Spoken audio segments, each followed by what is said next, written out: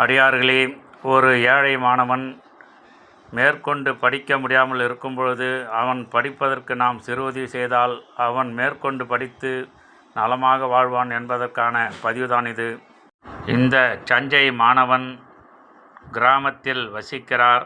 இவர்கள் பெற்றோர்கள் கூலி வேலைக்கு செல்கிறார்கள். இவரது தங்கை மனநிலை பாதித்த தங்கை. இந்த நிலையிலும் நன்றாக படித்தார். சஞ்சை மாணவன் 2021 ஆண்டு +2 தேர்வில் 443 மார்க் எடுத்து தேர்ச்சி பெற்று இருந்தார். வறுமையின் காரணமாக இந்த மாணவன் படிக்க முடியாத நிலையில் பல அடியார்களிடம் படிப்பிற்கு நிதியுதவி கேட்டிருந்தேன். பல அடியார்கள் நிதியுதவி செய்தார்கள். அந்த பணத்தில் 3 வருடத்திற்கு முன்பாக ஆரணி ஏசிஎஸ் காலேஜில் இந்த மாணவனை பிகாம் படிக்க வைத்தோம். இந்த மாணவன் நன்கு படித்து பிகாம் தேர்ச்சி பெற்றார்.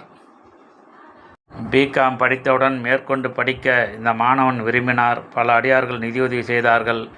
கனியம்பாடி கணபதி துளசி ஜெயின் இன்ஜினியரிங் காலேஜில் போன வருடம் MBA சேர்த்தோம். 1வது ஆண்டு MBA நன்கு படித்து தேர்ச்சி பெற்றார்.